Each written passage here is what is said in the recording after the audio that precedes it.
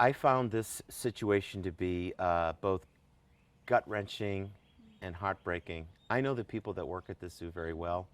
I did a book about endangered species. One of the top rhino biologists in the world works at this zoo. I've seen these gorillas before. I know these people are dedicated to what they do, and I think they found themselves in a no-win situation. And they're a great zoo, but I think there's going to be a lot of digesting, a lot of ruminating. There'll be serious questions that'll be asked, and those questions will have to be answered, but it breaks my heart. It's very hard to do that. There's so much happening in this situation. It was electrified with chaos and tension. Adrenaline was running through everybody on the scene.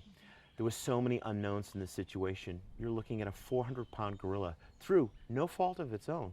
It's not like it was King Konging its way through Cincinnati. It was just minding its own business. But we see these casual movements of a little boy moving back and forth like a rag doll. No one knows how that moment was going to escalate. This animal is 8 times stronger than an adult human being like myself.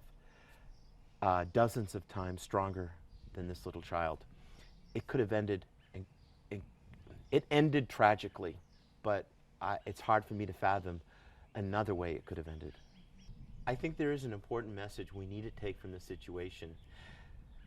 A place like the Cincinnati Zoo is so important because, like the Franklin Park Zoo, it's an urban zoo. Inner city families connect with nature, learn about environmental stewardship. But your kids aren't going to learn and have a rewarding experience if you're not being a responsible parent. I'm not saying that was the case, but I've seen it.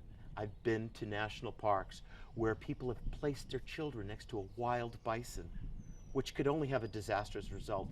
And who do we blame? We blame the bison. We sue the national park. We look at a situation like this zoo. When you're there with your family, you have a responsibility for your children. The zoo is not your babysitter. Take a break from the selfie and the texting and the phone calls. Enjoy the moment and make sure your kids are having a good, safe experience.